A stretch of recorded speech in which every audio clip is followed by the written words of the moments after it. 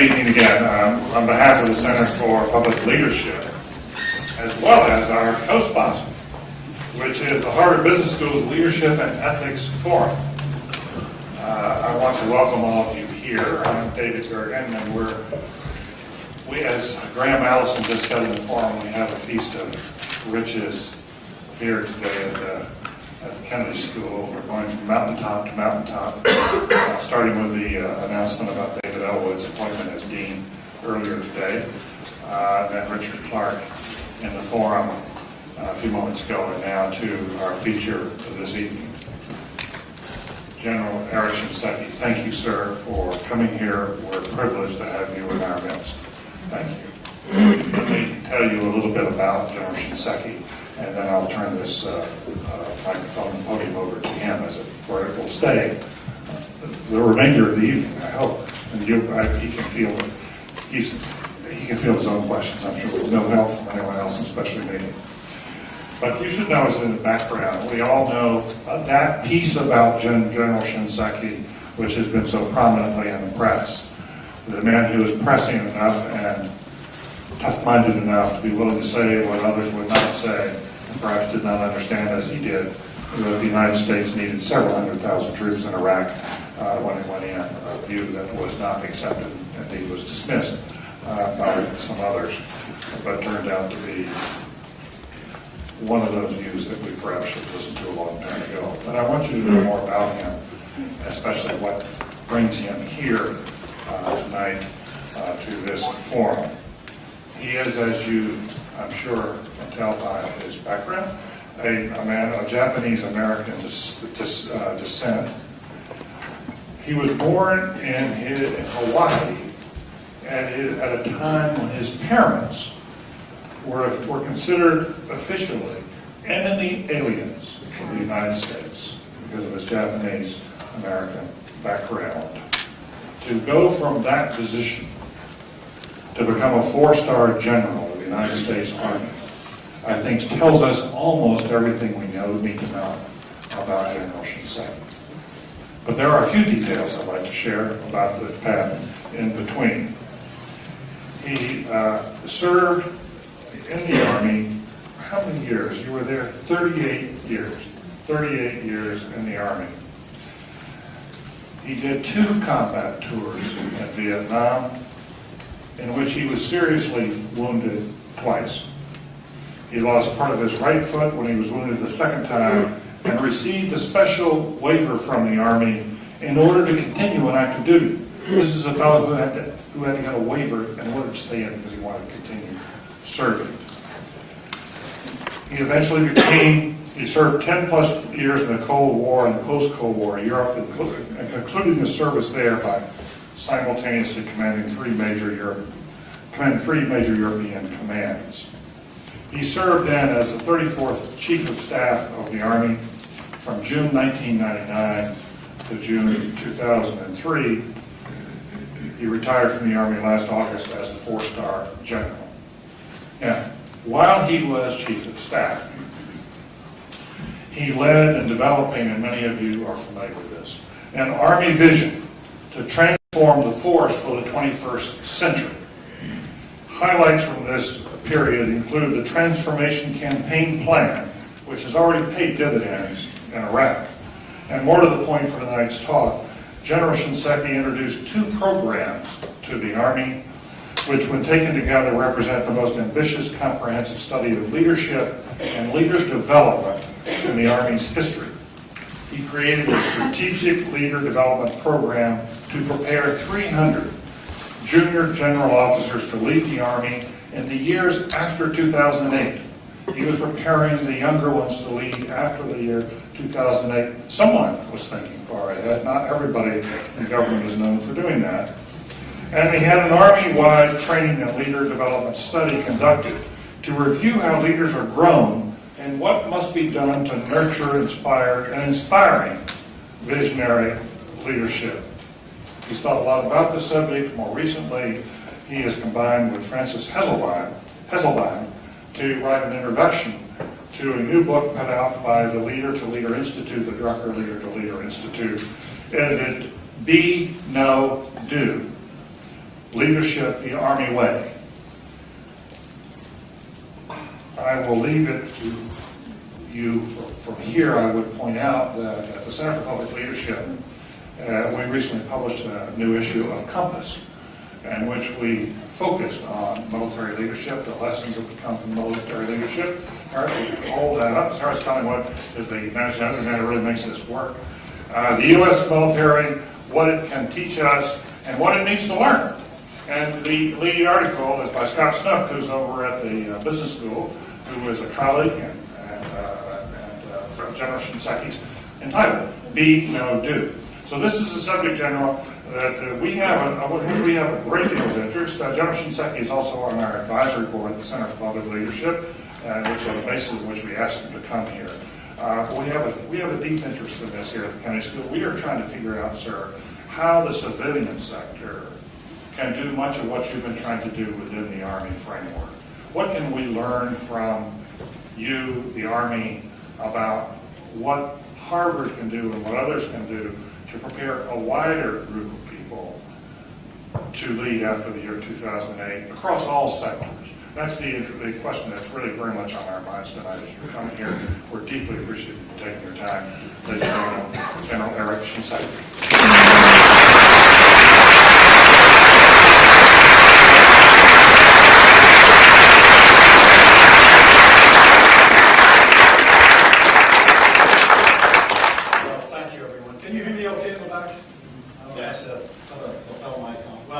It's great to be here. I'm sort of here under false pretenses. David told me he had a spare ticket for a Boston Red Sox game. All the way in, the cab driver kept talking about 3 out of 4 against the Yankees. I could almost hear the timbre in his voice about playoffs. Anyway, my thanks and appreciation for having me here, and especially to David Gergen. In absentia, Warren Bennis, Barbara Kellerman, Betsy, and Scott Webster. I noticed you're Scott. For this very kind invitation to have me spend another day here at Cambridge. As David has sort of captured, I spent my professional life in an organization, premier organization, a learning organization, known for its competence, its vision, its values, and its consistency in turning out quality leaders. And after you do that for 38 years, you have a few thoughts about it. But it's always a privilege for me to visit another learning institution that shares the same credentials. And so it is a privilege to be here at Harvard, and I'm honored to be joining you. Well, as I said, I've had that incredible honor of spending my life as a soldier. A lot of discussion about the last 4 years, by the way, while I served as chief.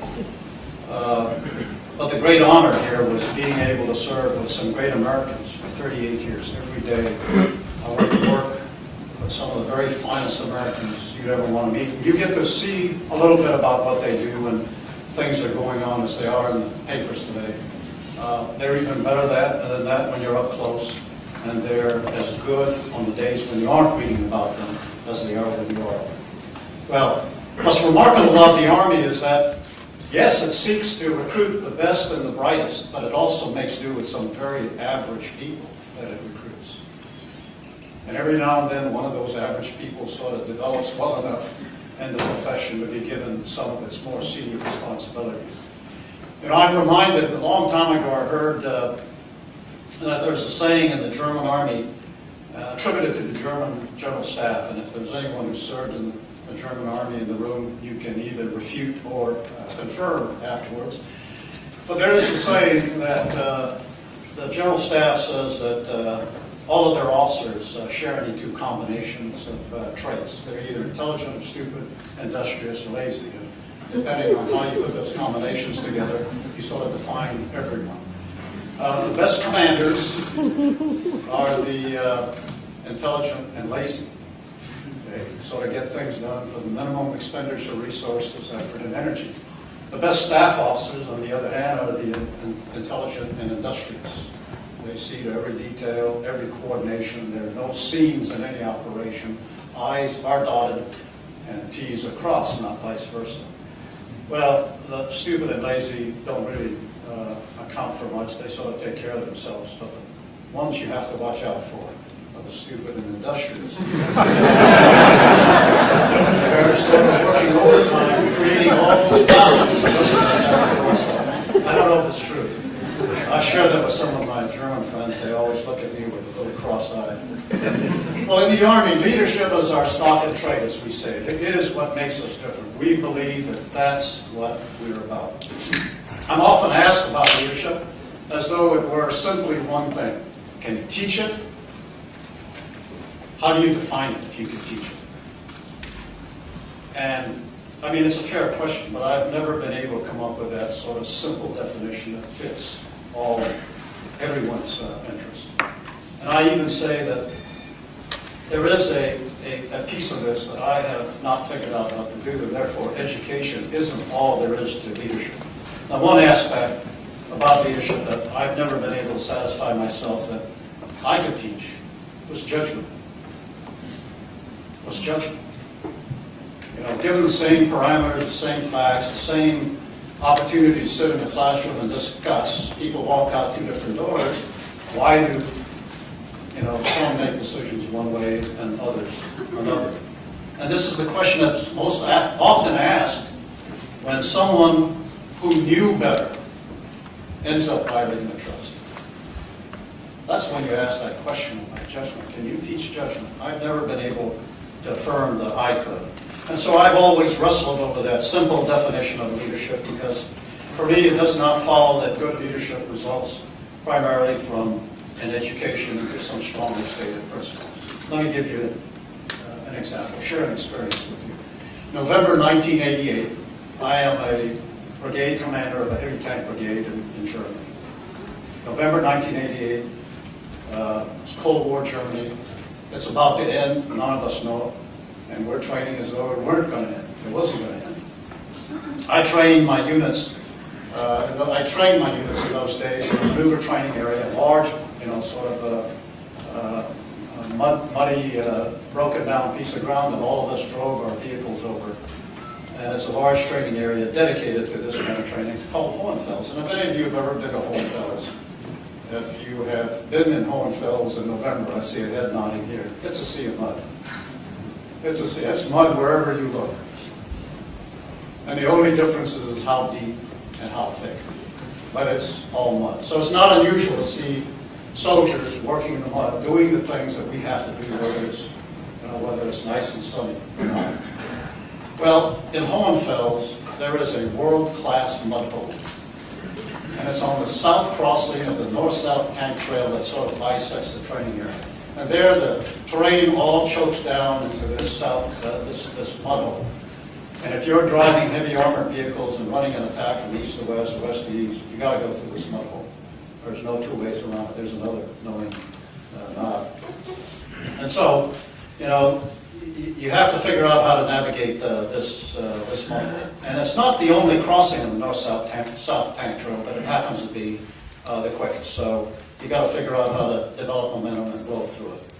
Well, November 1988, as I'm sort of driving the area looking at my units, I see a group of soldiers in the mud hole doing what they're supposed to be doing. It's been a heavy rain, and in places, some of them are almost chest deep in the mud. It's cold, it's wet, it's miserable. And if you've ever stood chest deep in cold water, you can barely breathe. It just saps all the energy out of you. And these youngsters are in there driving engineer stakes into the mud. If anybody has done it, you know that's not a lot of fun. And then on these engineer stakes, once they've been anchored there, they're going to tie concertina wire, barbed wire to make this just a huge obstacle that nobody can do. So I started to talk to these young soldiers. The person in charge is not a sergeant. It's one of the young soldiers. He's just a little older than the others. He's excited. He's been given a responsibility to obstacle this mud hole, and when it's over, he's supposed to climb that piece of high ground overlooking it and wait. And when this tank battalion that they've been told is coming piles into this mud hole, runs into this obstacle, gets stopped, Their job then is to call a simulated artillery barrage right on top of it to take them out of the exercise. And they are fired up. They can't wait. I took a good look at these youngsters. You know, mud splattered all over the place. And they were mission. They were ready to go. Needless to say, was very proud of them. But I was also proud about a leadership that had taken these youngsters and gotten them so focused on this mission, so excited, that they were willing to take this kind of misery to do that. And as I walked around for the visits to other units the remainder of that day, I sort of cited this group of folks, and I felt pretty good about it. All was well in the brigade, in my opinion, at that point. About 5 weeks later, the exercise is over. I wasn't able to be there the next day. I was, pulled to some other part of the exercise. So I never really got to see the execution of the battle. But no question, if that tank battalion showed up, those youngsters were going to do what they had been told and trained to do. So about 5 weeks later, the exercise is over. We're back at home station. I decided to take a tour of the motor pools. Motor pools are where we park our equipment, our combat equipment. As I recall, it's late on a Friday night, just before the Christmas season. And it's late. I look down at the end of the post where the vehicles are parked, and I can see the guard shacks dotting all the unit areas, and I notice one's dark. Normally not a good sign. And so I head directly there. I throw open the door, and I hear scrambling inside, confirming what I suspected. And there was a guard who was on duty who had fallen asleep. I turned the lights on and asked the guard whether or not he knew the seriousness of sleeping on guard duty. And he said he did. And I proceeded to begin being professorial, giving a little lecture. And as I looked at this youngster, it's the same soldier that was in that rifle 5 weeks ago. Same youngster. And I'm startled. And so, I asked for an explanation, and it takes a little while to get it all out of them. Soldiers are not used to, sort of describing their ailments. But what he tells me, and I find out, is he wasn't supposed to have guard that night. As I said, it was, as I recall, a Friday. He was supposed to have the weekend off. He had made some plans with family to go off. And late in the afternoon, before he left the unit area, he was told, by the way, you got screwed, you got guard tonight. Now, just think about what the difference here is. Back in November in that mud hole, somebody told him what they were asking him to do, counting on him to do, was entirely important. The whole outcome of the exercise, the well-being of the unit depended on it. And these youngsters got into that, mud and suffered all that discomfort. And we're excited about it. And here in this heated, lighted guard shack, lighted after I turned the lights on, I have this youngster who hasn't figured out how to rise to the level expected of his duties. And the difference was leadership. He wasn't treated very well as an individual. Someone should have notified him he was going to be on guard a lot earlier than he was told. But more importantly, if guard is important, and it is, by the way, it's all of our war fighting capabilities are locked up in this motor pool, and this youngster is in charge of protecting him. If guard is that important, conveying the essence of that importance by saying, oh, by the way, you got screwed, you got guard tonight, just doesn't match the level of importance we've ascribed to it. And so he didn't take it that way. It was just, I got to be here, so I'll be here. The difference was leadership. I realized I had another opportunity to teach. And all was not perfect in the 2nd Brigade. The Army is a large global organization, not unlike many multinational corporations, and as such, it's complex in design, it's layered by echelons of leadership. I dare say today, more than 300,000 of our soldiers are deployed overseas in 160 and 100 to 170 countries. And how do you keep that sense of discipline when you have that kind of spirit to your formation? Unlike multinational corporations, however, the Army enjoys, because of how we're organized, both a national and a cultural homogeneity that gives it some internal strengths and discipline, as well as a focused mission. That's a key difference here. That's important. To harness the energies of all of our people and the various disciplines, the functional disciplines in which they're organized. And up here the disciplines are, the infantry, the armor, the medical corps, our aviation, and artillery.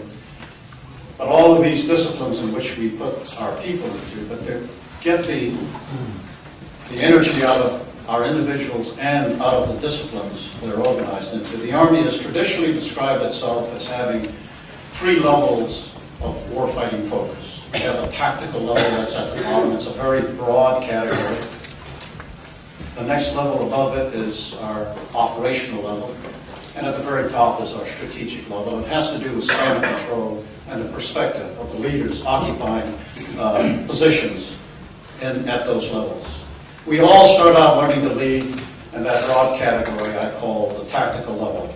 And then some succeed to go on to command at the next level operationally, and then a few go on and end up leading at that very top level, the strategic level.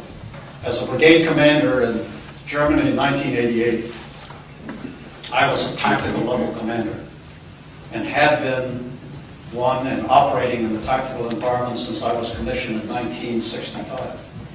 So here it is, 22, 23 years later, I'm still operating at that very broad tactical level. And that's, by the way, not unusual. That's true for most in our profession, my profession. I was to remain a tactical level commander until 1995, another 7 years. So when you think about it, David remarked that I spent 38 years in the Army. Nearly 30 of those years was in that first level called the tactical environment.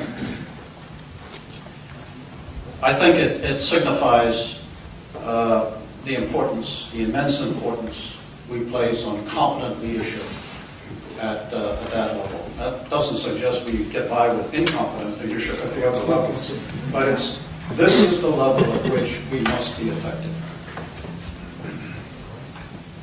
This is the level we must be effective.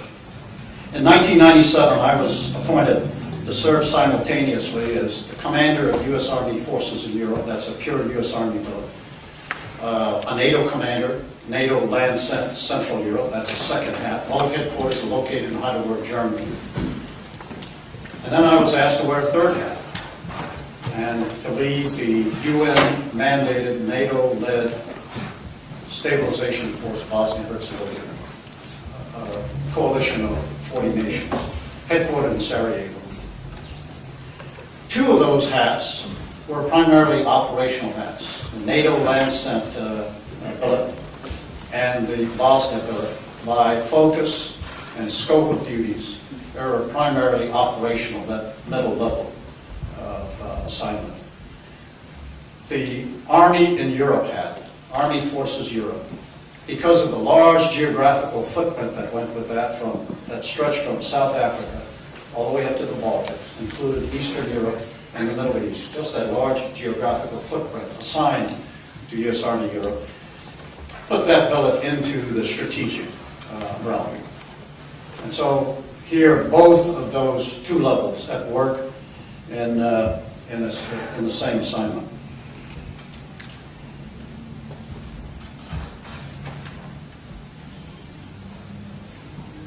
I can tell you at that point, I began to understand that my preparation for serving at the operational level could have been better, but there was almost no preparation for performing well at the strategic level. It's just that all my focus for all of those, the first 30 years, had been so much in the tactical realm. And you develop expertise there. And but you're challenged to develop those skills at a higher level. Goes without saying, no young captain commands in the same way or leads in the same way that a general officer does. Neither do company presidents and corporation CEOs. And yet all are dependent on competent first-line supervisors and shop foremen if their organizations are going to outperform their competition. Competent organizations, in my opinion, are more important than just competent senior leadership. Competent organizations are more important. But let me add the corollary, and that is, I don't know how you develop competent organizations if you don't have competent senior leadership who are as concerned about growing competent leaders throughout the depth of their formation with as much energy and attention as they spend on developing their successors to their position at the time. And that's a challenge. That's a challenge. In the military, there is that responsibility for doing that. Leaders develop leaders. Leaders develop leaders. Some say good organizations do that. I think there's something there, but I think good organizations provide the processes. But good leaders develop leaders. It's a leadership issue. And those who do this well, in my experience, in my view, even inside the military that has sort of an established way of doing this, those who do this well create competent organizations. Developing competent organizations, for me, always begins with values. Personal values, to be sure, but there are organizational values as well. Values are about character. Because you see, it takes character to withstand the kind of buffeting even the most enduring organizations will experience and must survive if they're going to be productive over time. Every year, the Army senior commanders gather at one of several meetings, senior commanders meetings. And generally, the one in February is called the Winter Senior Commanders Conference. In February 1997, I was privileged to be there because I was performing the role much as Scott Webster performed for me, and that was so I get everybody in, get things organized. I was the executive agent for the February 97 Commanders Conference. And it included the Army's chief then, Denny Reimer, his vice, 5 of the 6 4-star commanders. And my primary role, besides making sure things stayed on schedule, was to sit in the back of the room, and I was the note taker.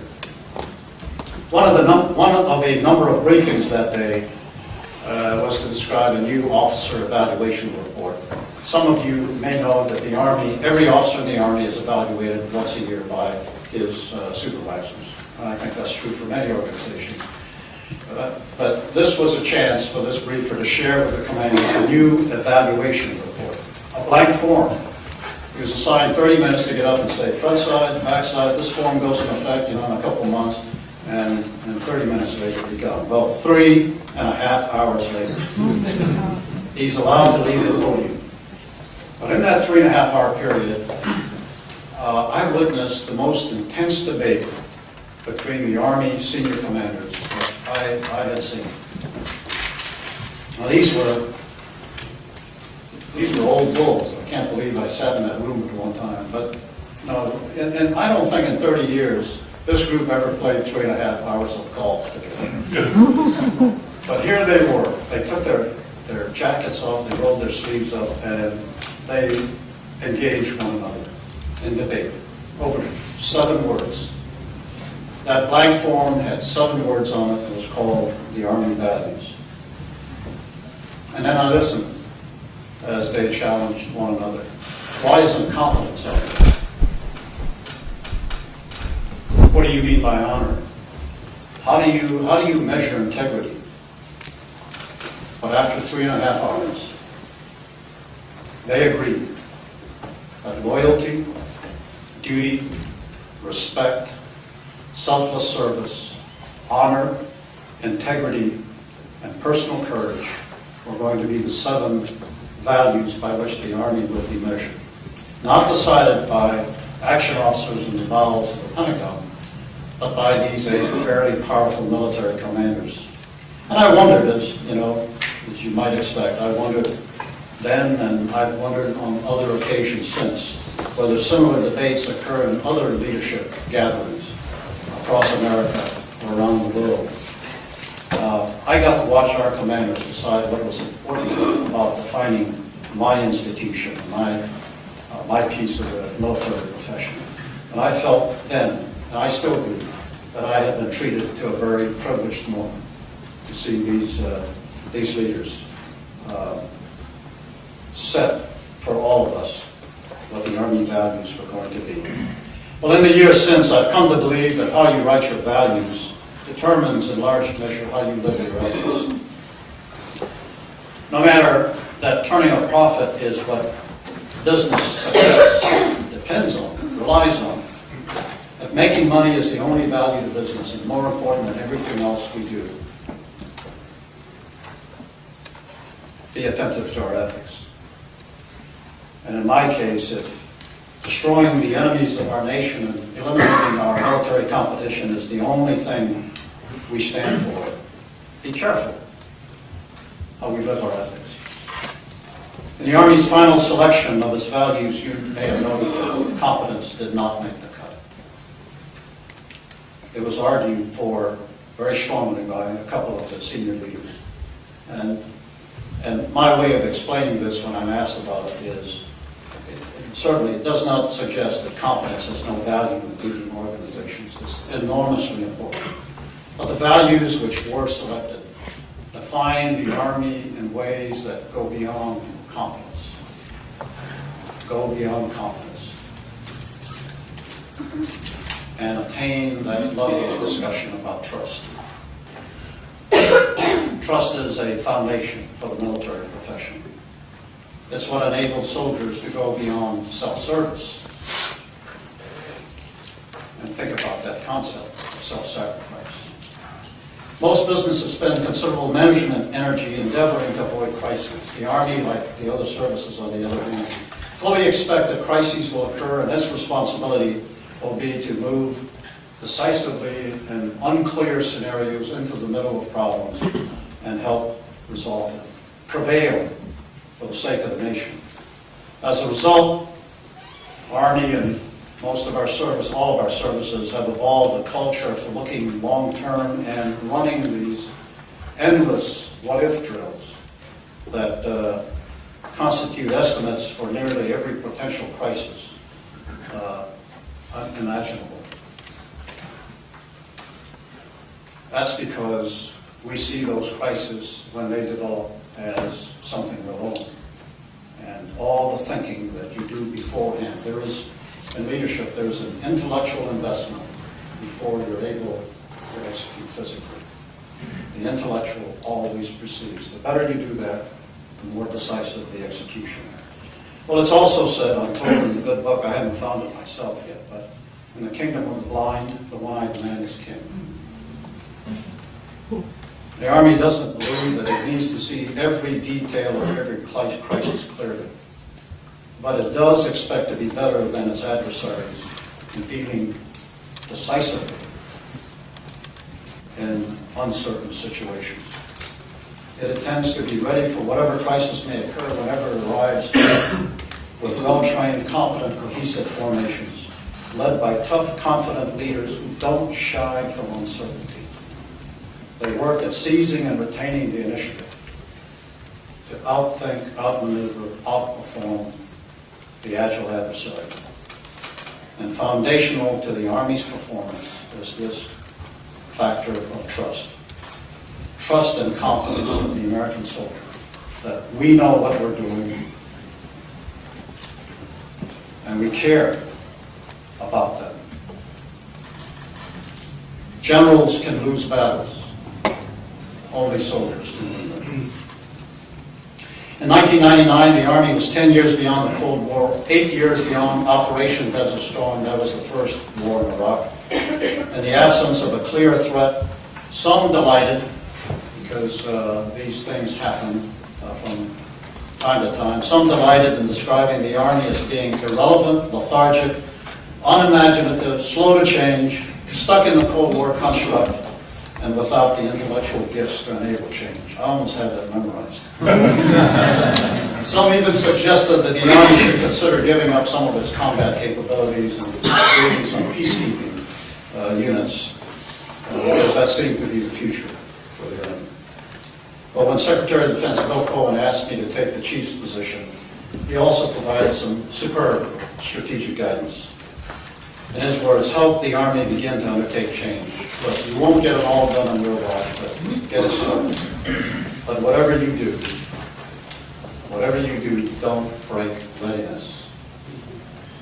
Readiness here is our shorthand way of describing the Army and each unit of the Army's ability to meet on a very specified timeline. It's going to war and being successful at it.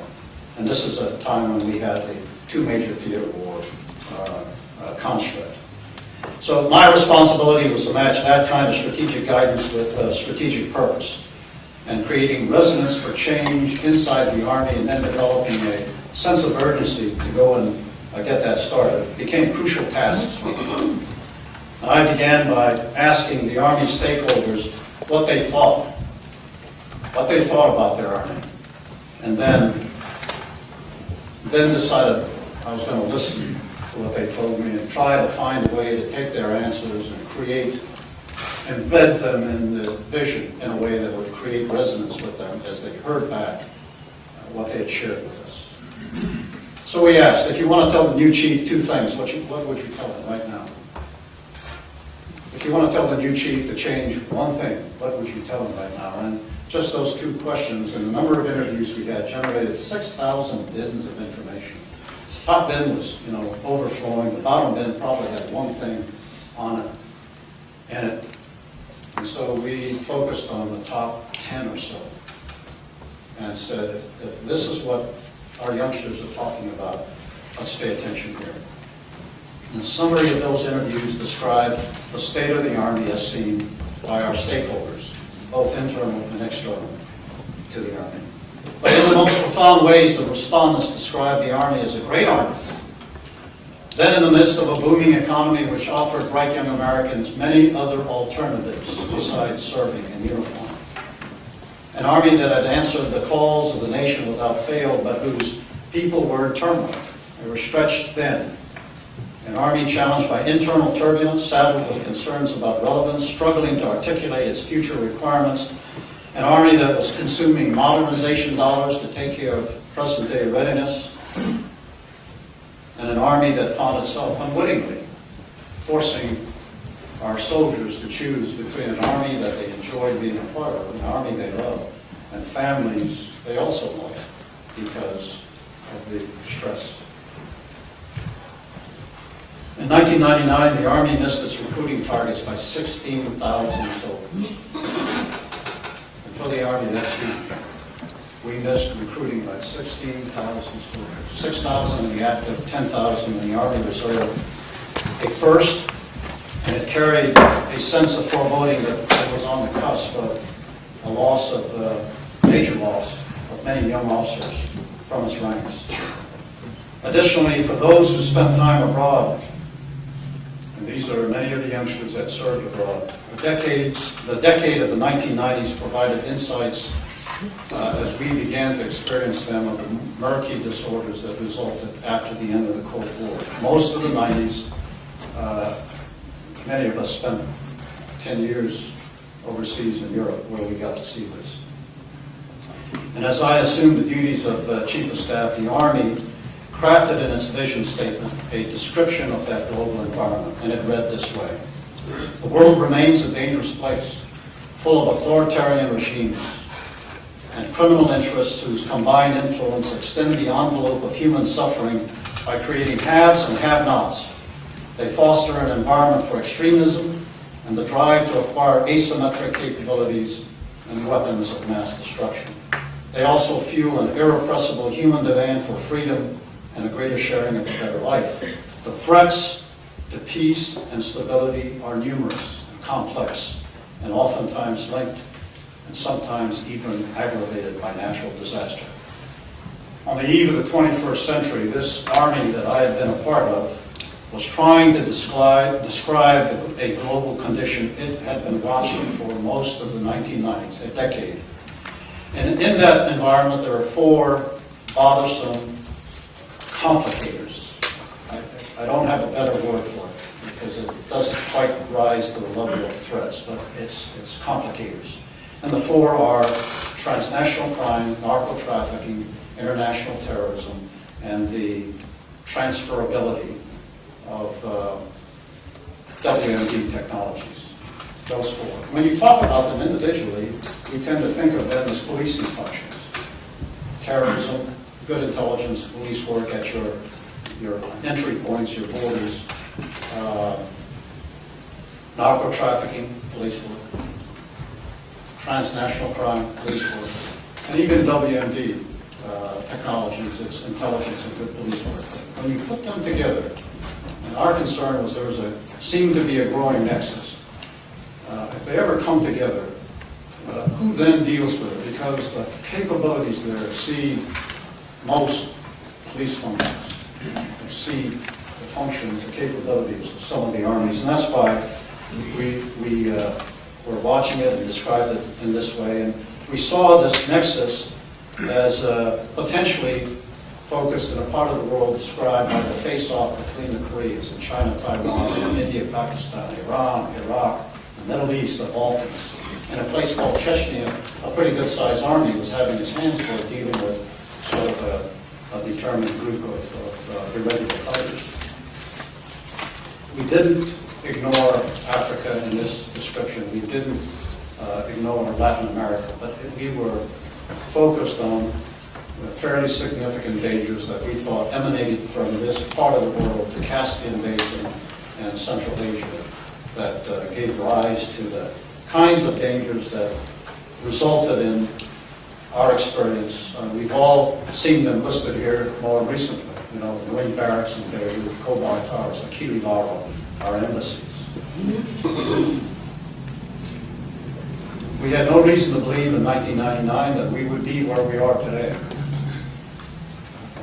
But the sense of danger and the Army's specific lack of capabilities to describe how we would deal with these challenges and tasks, to think about this part of the world, we were not equipped, not organized to do that.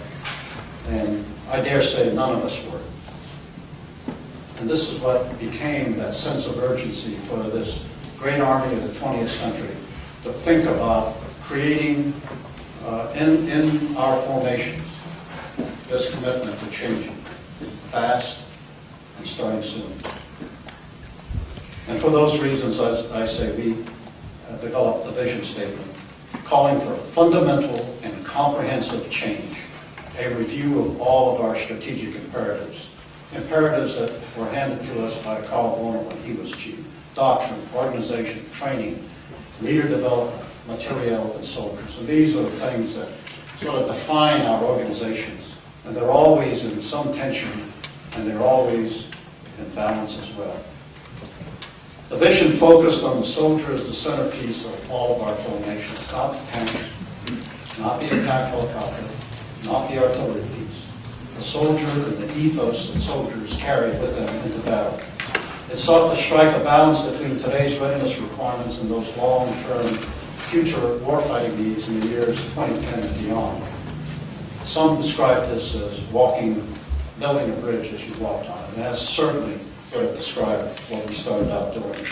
But we wanted to fire the imaginations of young leaders by empowering them to help define what comprehensive and what fundamental change might mean in the Army they were going to lead.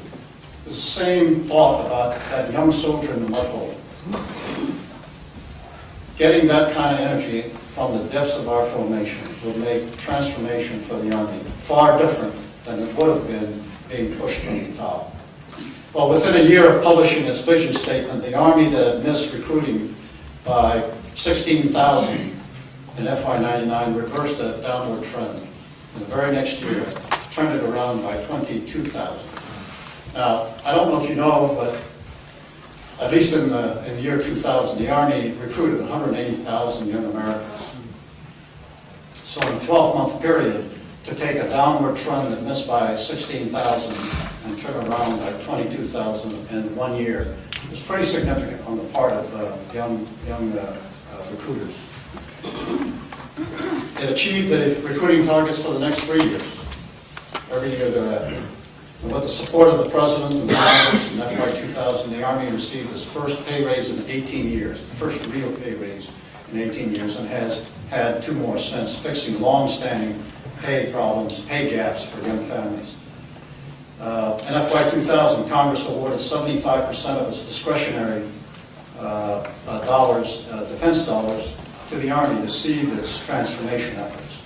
Over the next 2 years, the Army succeeded in filling its combat formations to 100%, guarding against that potential for strategic surprise. Its budget grew by 50%. It stabilized families with high school seniors. Completed a secondary education transition study, which has as much value to corporate America, they've asked us for it, as it does to military families. It conducted a spouse employment summit and took on the initiative for gaining in-state tuition for all military families. And then the vision that laid out a long-term strategy for beginning the Army's technological transformation before the end of this decade stretches 20 years beyond that, with some fairly significant midterm deliverables, as the Stryker Brigade that David mentioned.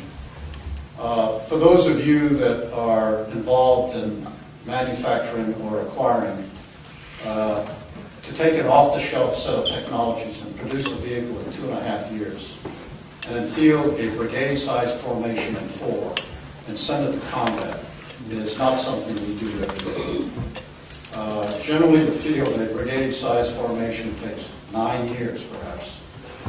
And so, when you have that kind of energy coming from inside the formation, there's a lot you can do. To shepherd this massive undertaking, the Army created a strategic leaders seminar that David also referred to, and that's this 300 junior officers, 1- and 2-star generals that we put through our strategic leadership course. And the course was about benchmarking corporate leadership and business practices across the country. We started with Oracle. We went to Cisco and Apple, Boeing, Microsoft, General Dynamics, IBM, Northrop Grumman, Dell, Daimler Chrysler, Disney World, Coca-Cola, Home Depot, UPS, the Boston Red Sox, Harvard University, Raytheon, New York Stock Exchange. We went and asked them about vision and whether they had a vision and whether they were executing it and what they learned from it. Surprisingly, when we were out in Silicon Valley, all those young tigers that took the information technology industry and turned it over in the 90s and created that international revolution, what they told us was, we had a vision, we achieved it, we didn't know how fast was. We should have gone faster. We should have kicked the doors in and turned this thing in half the time. And so for all of us, when we talk about setting our sights on achieving an objective, the question is, how fast is fast? Think about that. So after 38 years of leading soldiers, I will tell you I still don't know all there is to know about leadership. But from the examples I've given you, I think I can share with you this. Leadership is about people. No one leads buildings or planes or bank accounts or mail or medicines. We all lead the people who populate those environments. They bring personal goals and aspirations and biases to our processes, and therefore introduce friction into our organizations. And that's what gives us purpose, those of us who seek to lead. Leadership is about solving problems, about getting people to do what you want them to do with enthusiasm. Getting them to do what you want them to do with enthusiasm. And it's about getting them to submerge their own personal interests for common goals. Hopefully the common good.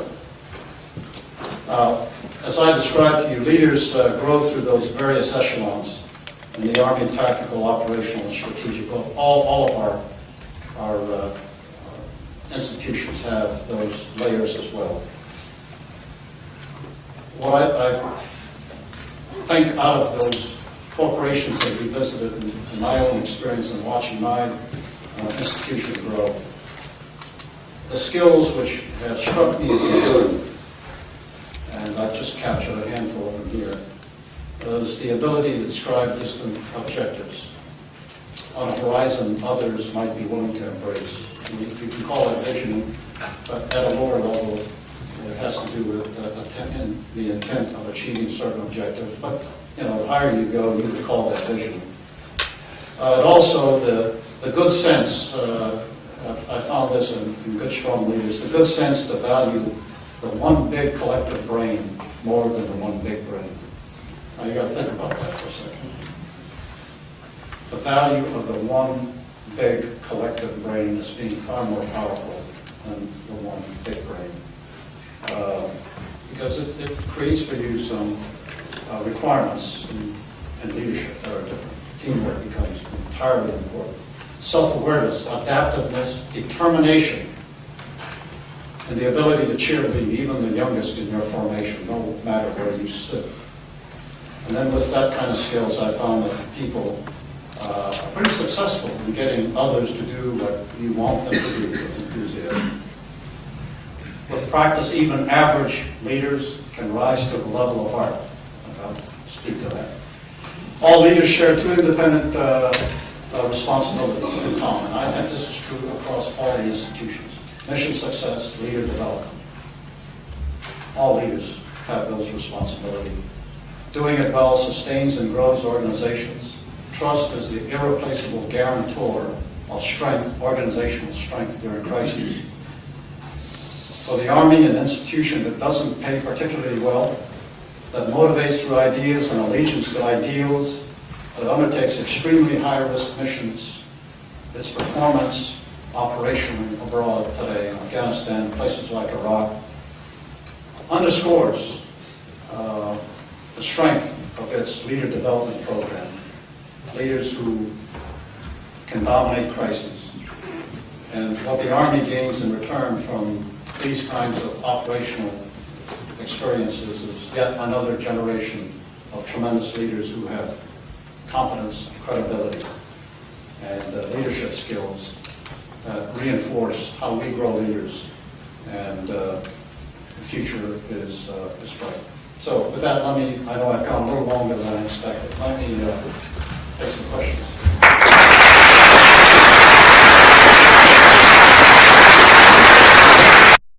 At the end of the recruiting year, we can be over and short a number of ways throughout the year, but on the 30th of September, it's decided whether you made your recruiting cards. The same is true of re-enlistments, which would have been I think the greater metric to watch, because you have a lot of youngsters who have been deployed on tough missions, some of them multiple times. And if there's a place that we see it would have been in retention. But I'm told, I don't review those programs, but I'm told by folks who do that we're doing fine. But fine is a very specific term. It doesn't say that we're doing great. It's, we're making numbers every month. I'm a senior scientist from U.S. Army Research Office. Yes. North Carolina. You're okay. Okay. What makes you here? Okay, I'm attending the Senior Executive Fellows Program. I see. So I'm one of those fortunate guys. Okay. So what do you work on? I work on body armor. Body armor. So my question is to you. From 1999, I have been seeing your picture and photographs. It's a great pleasure to see you in person. And you started the Objective Force and the FCS, which is Future Combat Systems. One of the ultimate thing is to make everything ultra lightweight. Is to make everything ultra lightweight.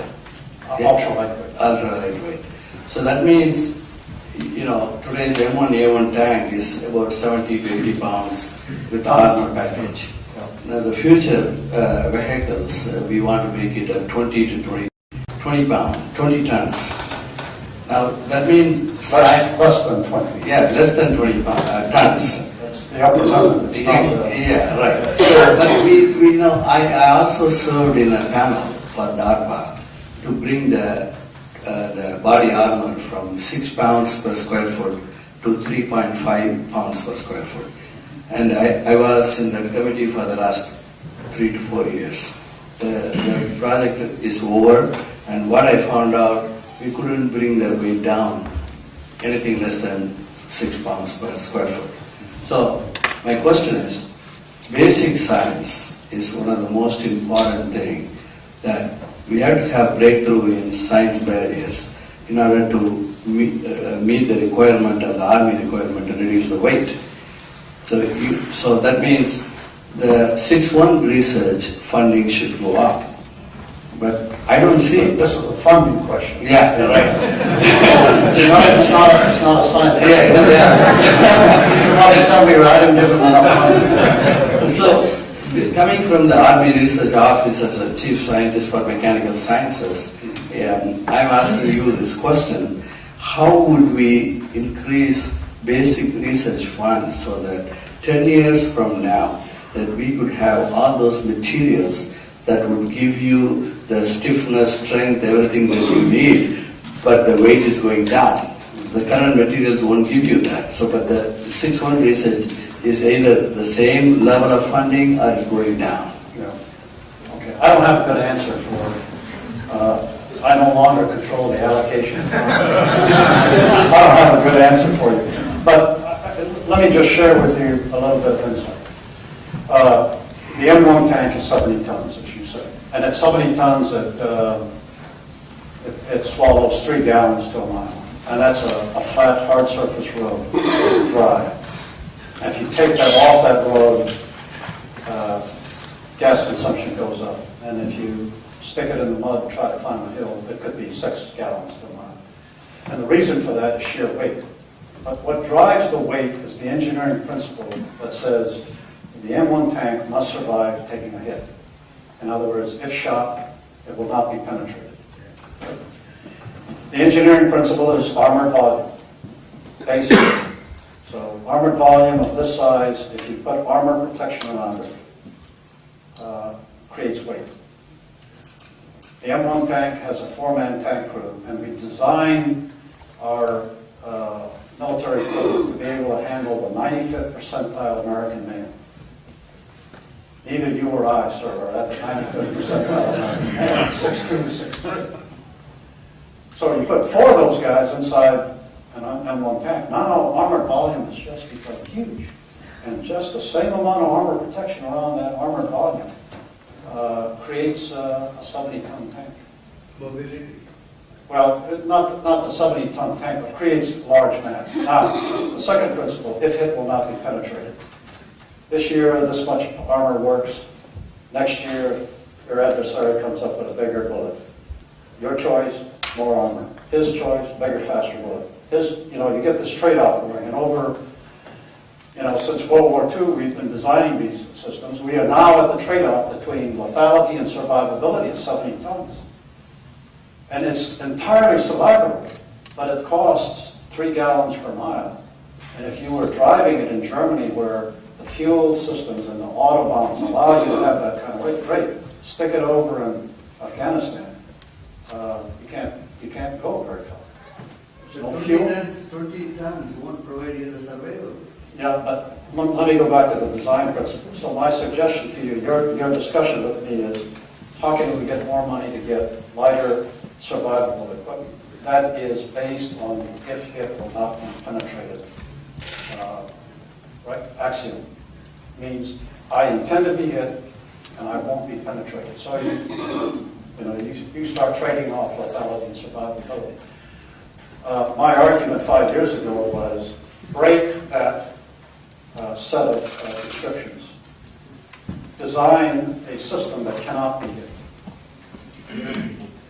Okay? Now you've broken yourself away from this mass penetration equation. Design a system that can be hit. I know there's no absolute in this profession, but design a system that can't be hit. And even then, the engineer said it can't be done. You're going to get hit. And I say, probably yes. But if you design a system that expects you're going to be hit and expects to survive, you're going to come out with a different design than if you start designing a system that can't be hit. And I always refer to the Air Force. The Air Force flies at whatever altitude. All of us can see it, even with stealth. All of us can see them. And their design principles are early acquisition of adversaries, shoot first, high precision, so that you never have to suffer the hit. Now, if you can take that, include it with stealth technology, and put it on our systems on the surface of the Earth, where undulations in terrain and foliage and buildings give us masking that the Air Force even doesn't have at altitude. Well, let's see what we can come up with. Because I can tell you that designing a 73-ton replacement to the 70-ton Abrams doesn't meet the requirements for having a deployable, fast deploying set of equipment that can go lots of places. So, putting more $6.1 into how to build bulk and mass is not what we want to do. We want to find other ways to solve the problem. I wanted to find out what happened to the soldier that was sleeping. What happened to the soldier that you caught sleeping? It seems like a great leadership opportunity. The soldier slept on guard? Yeah. Well, like I said, I use it as a teaching. He wasn't punished, but there was a whole chain of command that came in to talk to me about why we couldn't have done better. And the rules are, if you can't get out your duty roster early, if you're the one responsible for it, you get to pull the duty. That sort of cures the problem. I don't know how to segment the Yes, sir. How much you suggest the armed forces? How much you suggest the armed forces better nurture and manage gadflies? gadflies. Yeah, I've had experience with the Navy, and it seems that one, fear of criticism is intense, or fear of offering criticism is intense, and those who do, I haven't met one that hasn't been punished or seen their career get damaged in some way. So I was wondering if I might, if you. One of the things I should have added to that list of skills and attributes is sense of humor. I do think if you're going to lead large organizations, you just got to have a good handle on your sense of humor. I just think of, I always chuckle about this one. I was speaking to a group of soldiers and at a public gathering, all of them were there, and so television cameras are running, video cameras anyway. And the young soldier says, "You don't pay me enough." I said, "Yeah, you're probably right." I said, "But have you seen any footage of my testimonies when I appear before the conference?" He said, "Oh yeah, I do. You watch."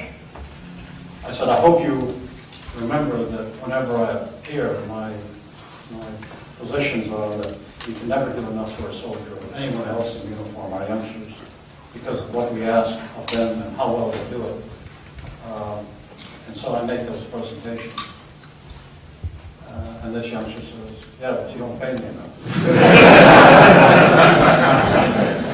So I said, "You're absolutely right. But let's be honest and let's be frank here."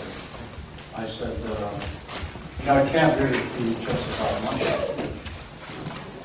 There's a position out there that's so tough, so demanding. No amount of money is going to make it make sense. But on the day that we get handed that mission, we're going to do it. And I don't want you and I to have a discussion about how much money is it worth. We're going to have to do it. So I'll continue doing the best I can,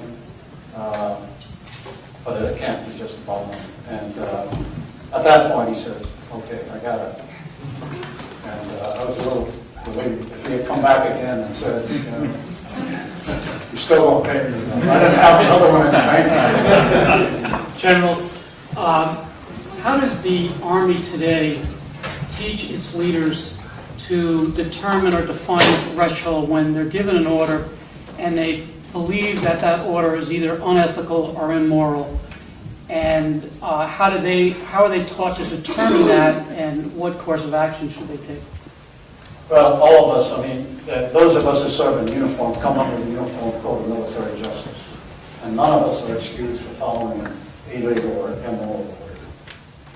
And we have a responsibility to, if it's that category of concern, to register our personal positions, and we can always leave our position. There are lots of other voters about which we have differing opinions, and we're required to speak our minds and register our positions. And when decisions are made, we also have the responsibility to carry out those decisions, as long as they don't fall into that category of illegal or immoral. And that becomes that's every service member's responsibility. When I talk to young officers, primarily the ones that are assigned to Washington, I tell them that Washington, for the most part, must have compromise. It's part of what makes government work. If you couldn't have that, lots of things would stop happening. There is a value to compromise, and in Washington it's hard. But there is a point for those of us in the military profession, and these are the youngsters I speak to. There's a point in which, beyond which compromise no longer serves a useful purpose, and at that point, you have to decide to stand on principle. And you can't make your mind up in the midst of the buffeting and the swerving of a crisis. I always encourage them that you take on your new responsibilities, the quiet of your office, the quiet of your home, where you control the environment. Think about what it is we've asked you to do. What are your responsibilities? And then understand where that line over which you will not be comfortable and should not go. Where will you stand on principle? And sort of draw that line before you get caught up in the debate. It'll be far easier to find then than it would later. I don't think I answered your question. I'm wondering, are there some nebulous situations that... Lots of nebulous situations. Yeah, because is the code that defined? Uniform Code of Military Justice. Right. I guess I should read it then. Well, I mean, as well defined as any codification of law that you'd like to find. I mean, there's a lot of judgment there. But where you get to the immoral and illegal aspects, they become pretty clear. Okay, let me take a hand. As a civilian, I am one now. Right, I understand, but you haven't always been. I've never been able to understand the concept of honor. The concept of honor. Honor? As a matter of fact, when I look at the term honor and what it has done in this world, I abhor the term.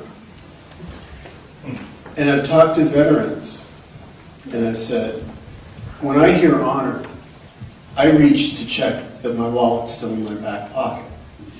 And when you talked about the evaluation form, and they tend to agree with me, they say, yeah, we don't, honor, that's a word that covers up a lot of nastiness. You talked about the evaluation form, and honor is part of that, and integrity is part of that. I understand integrity, but I don't understand honor. So I'd like you to talk about those two concepts. Specifically about honor, the personal attribute?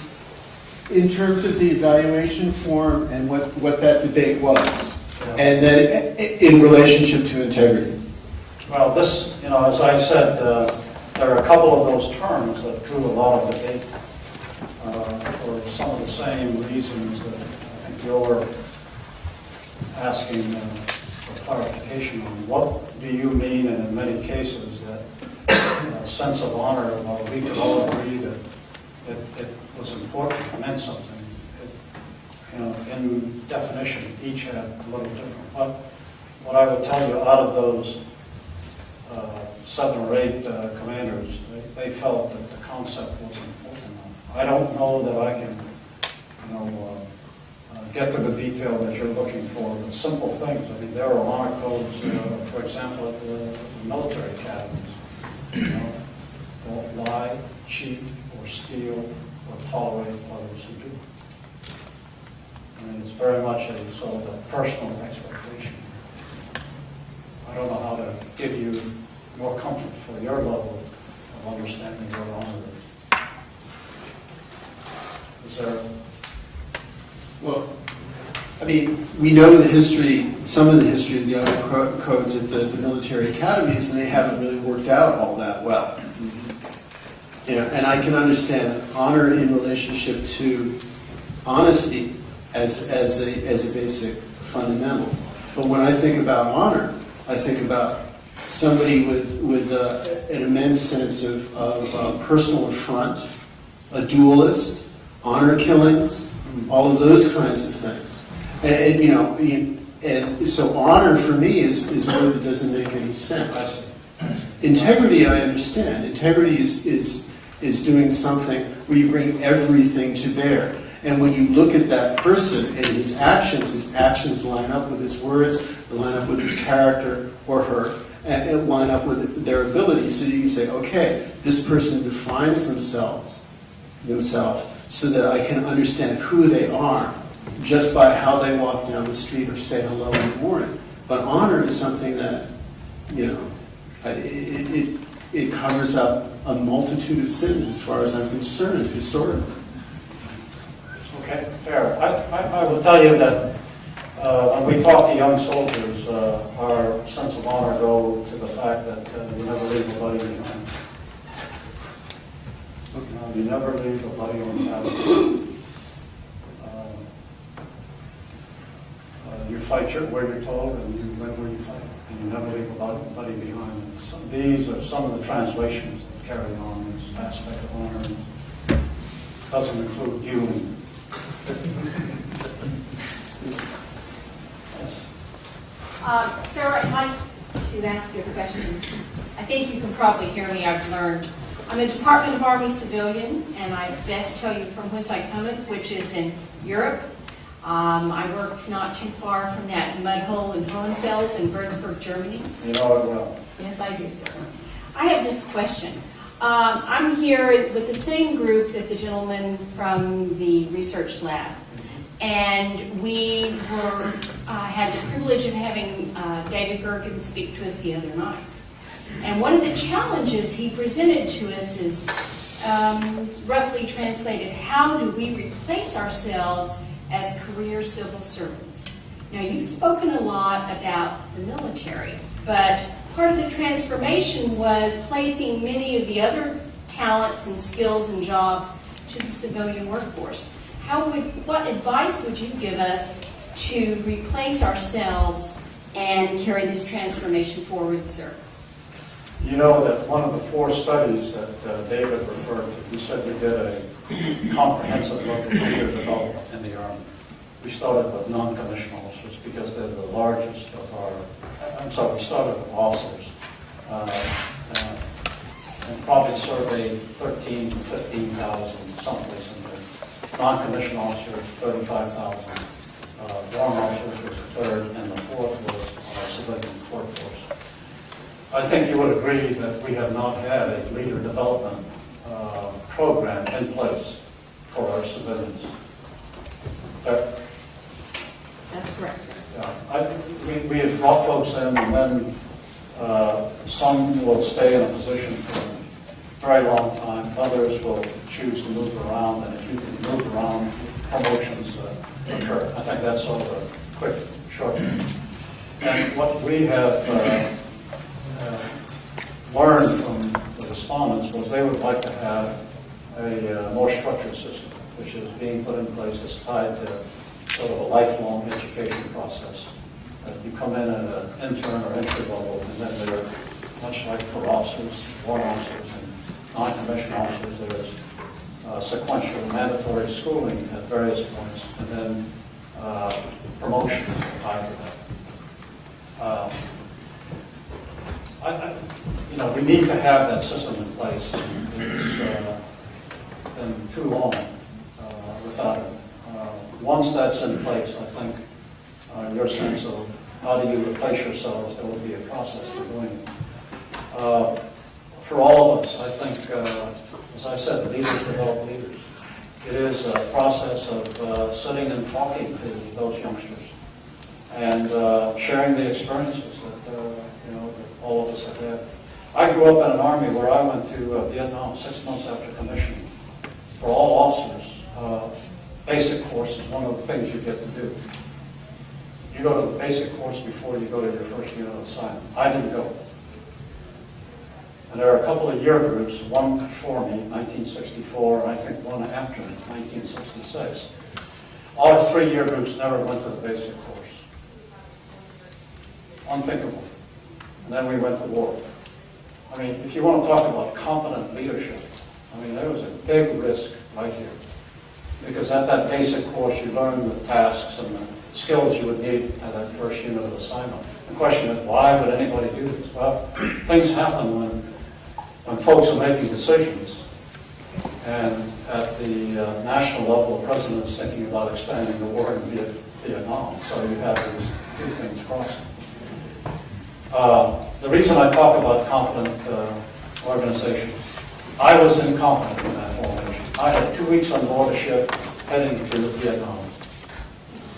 I had a young sergeant by the name of Ernie Kincaid, part Cherokee Indian from Enid, Oklahoma. Came up and knocked on my door, where I and one bunch of other lieutenants were there. And Ernie came in. We were lifelong friends. When I became chief, he was standing on the field with me, and when I retired, he was standing. So this has carried over into a long friendship. Ernie Kincaid came up and said, Lieutenant, battles about fire and maneuver, and this infantry company we're going to work with, they're the maneuver, but you're the fires. Right now, you don't know much about it. And I'd like you to come and meet me every day. After breakfast is over and after lunch is over, we'll put in another afternoon session. If we have to do it, we'll do it after dinner at night. But we've got a couple of weeks here, and I need to get you to where you can deliver accurate fires, fast and accurate. And so that's what we did every day. And he got me up to the level. He was enlisted. He was a young buck sergeant, E5. You came to you as an officer and told him? Came up and told me I was a risk to his formation. He was absolutely right. I mean, the Army has great wisdom. Somebody decided, well, what we'll do is we'll not send these young lieutenants to the basic course. We'll let them go to their first unit of assignment. And in about 2 years, they'll learn anyway what they would have learned. But those seats will reserve for officers who are headed to Vietnam-based units. And we'll refresh train them. Made great sense, sure, in the Pentagon, but, when they expanded the war, all of a sudden you had a lot of incompetence deploying. And for me, Ernie Kincaid, came up and got me competent. Something in 2 weeks, like we would have done 6 months of it. I wouldn't be here today if he hadn't done it. There are lots of ways that we can prepare leaders to be successful. In an Army unit, the senior non-commissioned officer is the command sergeant major of the battalion or the command sergeant major of the brigade. I can tell you when a command sergeant major goes up to a young captain and says, Captain, I've been here a number of years now and I've watched a lot of company commanders come and go. I just want to tell you, you're having to make up your mind whether you're going to stay in the Army or not. Well, I just tell you that for my money, if you hung around, our soldiers would be well served. I can't tell you who has more influence on that young captain than that sergeant major. So this idea that leader development is only top down, that it takes the colonel or the major to talk to that captain about leadership. No. In competent organizations, it just flows back and forth. That command sergeant major has tremendous influence on young captains, just because of who he is. Just, one behind you now. Talking about the leadership issues, and you were mentioning that you went to various companies asking about vision and how they look at their vision. And when you said that, it made me think about something else in comparison of comparing companies and the armed services. And that's the issue of all organizations seem to have an issue because of human nature of how do you deal with new things, new ideas, new concepts. Talk a little bit about how the Army and how you dealt with those issues. How to stimulate? How do you get people to want to accept new ideas or new approaches or new strategies or new... It's hard. Change is the toughest, thing you can ask an organization to do. And if it's a good organization, it's been, if you're the Army that won Desert Storm in 100 hours, you've got a huge problem thinking that you have any need to change. And I think if you've been very successful, it is even a steeper hill. And, I spent a year walking around and talking about this vision of transformation, which was really to get the Army in this direction of change. The Army is, besides being large and complex, it's really a lot of little communities in it. You have the active and the reserve community. You have the light force and the heavy force. You have the combat soldiers and you have the combat support soldiers. And they all see themselves very clearly in their contribution, but they see the larger Army less clearly. And so when you talk to them, they have a lot of passion about what they do, but in doing so, they sort of discount everybody else. You can hear it from our youngsters, especially if they happen to be in a real tough outfit. Like engineers in the mud hole, we do it all. We don't need anybody else. And while the passion is important, the tendency is you build walls between your communities. And to get new ideas shared and spread, you got to lower those walls. I spent a year walking around the Army talking about transformation. Every group I went to was a great idea. Why don't you talk to those guys and, once they get moving, full join.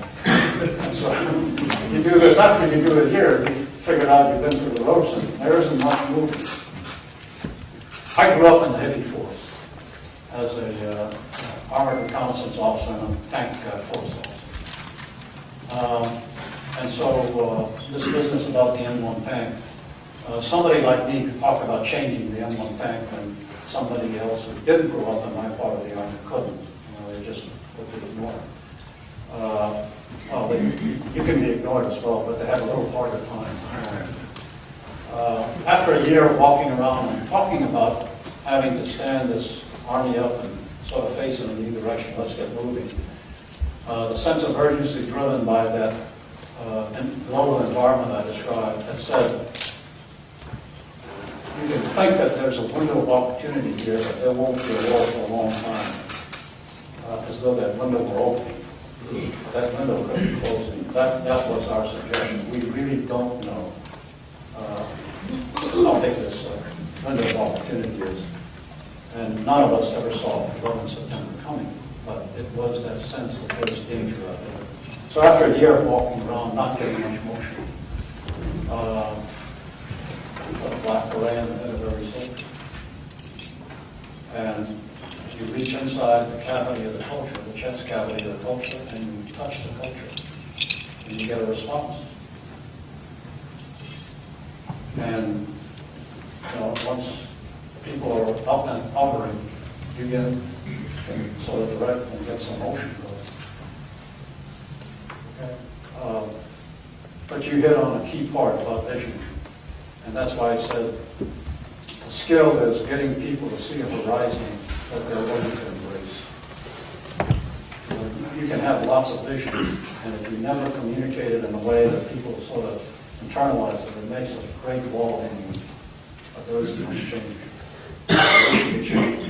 It has to be shared vision by folks in the organization.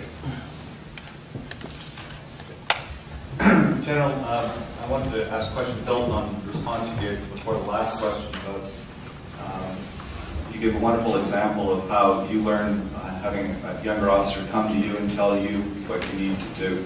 How does one or have you had any experience in your career as an institution encourage that kind of constructive upward feedback at all levels? But most importantly, not so much maybe at the level where you told the story, where it might happen because both of you are going to be under fire and rely on each other, but at more senior management levels of organizations where everyone might feel that they're sort of graduated beyond getting that kind of sort of severe criticism or even point criticism of what their failures, because we have to be great, otherwise we wouldn't back here. One sees that in many organizations. I don't know how you can institutionalize it. It happens between individuals, but I don't know if you can set up any mechanisms that encourages it in a constructive way. I don't want to pretend expertise here in an area that I have a very narrow experience. My experience is in the Army. And as I told you, many of us spend 20, 30 years in that tactical level. We grow up in those formations where a young sergeant is more experienced and more skilled as a leader. And because of our authorities, we have leadership, a role to play. But in terms of experience and skills, they are far better at it than we could be on the day we arrive. But their job is to help grow us to the next level. But in the process, you develop some very strong personal relations. Not just Shinseki and Ernie Kincaid, but Shinseki and this non-commissioned officer corps. Shinseki would not have survived or succeeded had they not vested in his success. So there's a long-term relationship here that develops. When you want to know about things in a unit, you generally go talk to the top enlisted soldier. So based on that, I think your question about how do you get people to listen, it's part of our culture. And I think that's why my argument for competent formations, competent organizations where this kind of atmosphere is ingrained early, there's a better chance for that communication to occur at senior levels for those who've grown up through that kind of problem. Does that make sense? I don't know other organizations, although I listed a number of them we went to visit for their leadership, their vision discussions. And there are some of them we absolutely did want to learn from about what they described as their way of doing business. There are a couple of them that said, anybody who's not on the team is fired tonight, so I talked to my young officers. Actually, they had a week in this course with various groups. They said, Chief, you're trying to get the Army to transform. I said, that's true. You got some people not on board. I said, what? Yeah, that's true. I know that. Do you know who they are? I have a pretty good idea. Fire them tonight.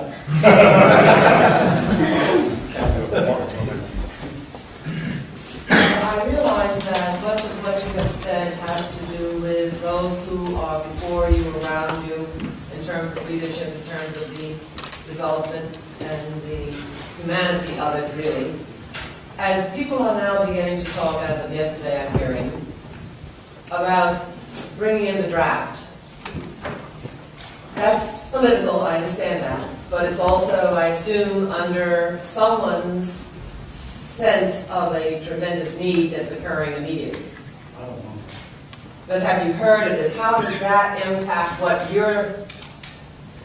you are concerned with in terms of program development, in terms of human development, in terms of all of the marvelous concepts that you presented in developing young people coming in? If you then, when you then institute the draft, how does that impact? Because the talk is getting kind of heated, from what I could sense. I don't know that. But how does that impact all of the It's a different strategies that you're using in terms of developing the makeup of the force is different. I grew up in the draft army, by the way. The army that I went to war with in Vietnam, Kincaid's soldiers. It's the same young America. It's the context that the draft involves is there are a large number of officers who are there performing a period of service, and a good many of them don't choose to be there, but they're doing it, and probably won't stay. And the difference is that today what we have are people who were there who were chosen to be there, volunteered, signed up to be there. Most of them are not going to stay either.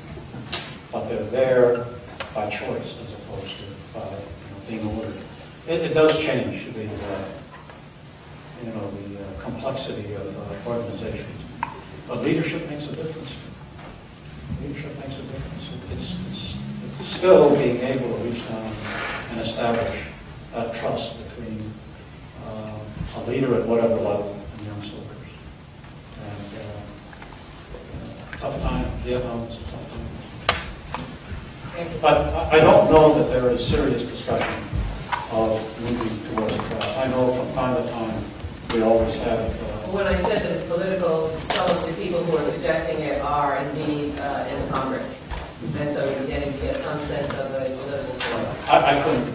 Right. I was just wondering how your programs have. I've been asked in years past, and my position testimony was, I thought that you needed to have the potential for a draft in the event there was a large, unanticipated cataclysm coming, and you needed a way to expand very quickly. But for the time being, our ability to fill our needs through the volunteer force is quite adequate. General? We just have two more questions. I want to ask each one of you ask a question, and in respect to the general time, we'll then answer, respond to both, and we'll close out. Thank you. You're best known to me, General, for apparently having raised questions about the level of the number of troops that would be necessary for the mission. You're best known to me for having apparently been a voice of warning about the number of troops that would be necessary for the mission in Iraq. I spent 3 years talking about transformation. That's the only thing you know. I'm going to send you a beret. I'd be happy to have one.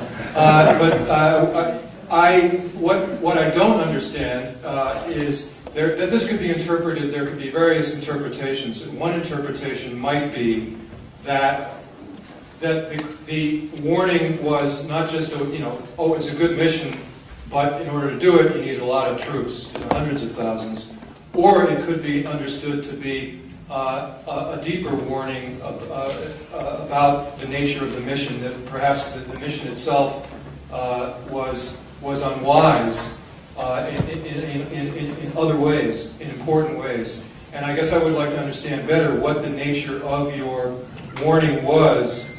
And I would also like to say, for the record, I guess, that I'm very troubled by the number of American soldiers, young American soldiers who are being killed in Iraq. We can't expect Americans in uniform to be the ones to provide leadership on the issue of whether they should continue to be there. Do you think it's time for those of us for whom they are supposedly serving to be speaking out more assertively to bring them home? How might we do that? You got a couple of questions there. Let me try to. I had a responsibility when asked about what it might take, and I think if you recall, if you watched the testimony period, my answer started out being combatant commanders always have the best perspective on this, and they ought to decide. And I was asked to provide a range or hazard a guess or something, and the answer given was several hundred thousand. I mean, that's a matter of testimony record. It's an answer driven by some of the experiences that I've had. I mentioned being in Bosnia, and sort of a quick calculation for me of what Bosnia took and how Bosnia compared to Iraq. I mean, there's no good number here, but my experience was we needed a lot of capabilities, and capabilities is more than just numbers of troops. Capabilities that met the needs of the local population in ways that nobody else could. The range of responsibilities went from safeguarding refugees to, looking at the bridges that needed to be replaced, medical support, opening schools. I mean, there was a whole range of things. But having the ability to keep the adversaries who are looking for an opportunity from getting out of the box took significant capabilities, numbers and skills. And when I did a quick comparison between my experience in Bosnia and sort of what I knew of Iraq, the number was going to be huge, large, and it was going to be more difficult than I think any of us would have wanted. And so my number was just to suggest that, and it wasn't a number, several hundred thousand. I mean, that's really talking a range, but it was bigger than less. I'll have to leave you with that as sort of the answer to it.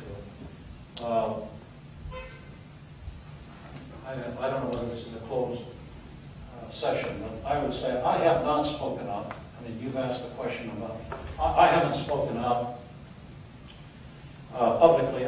Others have, and there's been enough other voices out there. I've chosen not to do it because there are still youngsters who wear the uniform who knew I used to be their chief. And I just don't want to confuse them about what their responsibilities are. They still have a requirement to follow the orders they're given.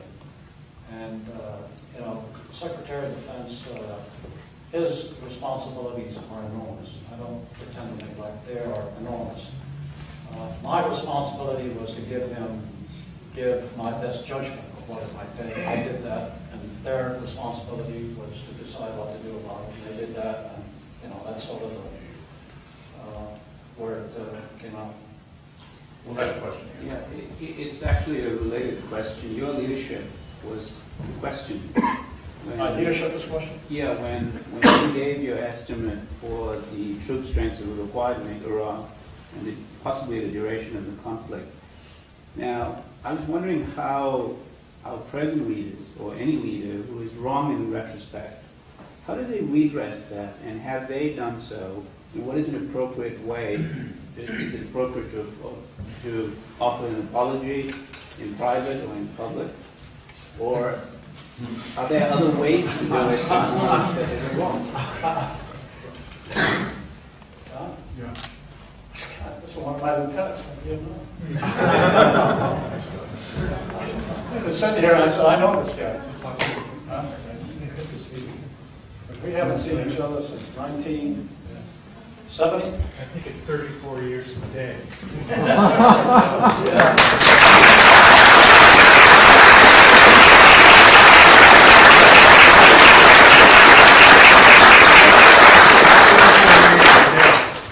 I'm sorry? I think it's 34 years today. Last time I saw this gentleman, he was in a medevac helicopter being taken out of my lock without a foot. And I think it was very close to April 21st. It wasn't. It was. Late on the 20th. Okay, close. My great young lieutenants. I mean, when you ask, how does Shinseki survive to grow up? Great sergeants, great young lieutenants. Command one of the things in the cavalry troop. It's great. Yeah. Do you think you're talking about pretty shocking? I didn't mean to forget your question back there. That's a pretty special moment. Of course, he had more hair, less of it on the side of his head. I thought you were avoiding my question. Yeah. I just, I don't know how to answer your question. You know, I've made mistakes and then realized it. And if I, in those occasions, if I could say, you know, we didn't get this right, we need to adjust, then you can stop doing what you're doing and you can, you know, make a major change.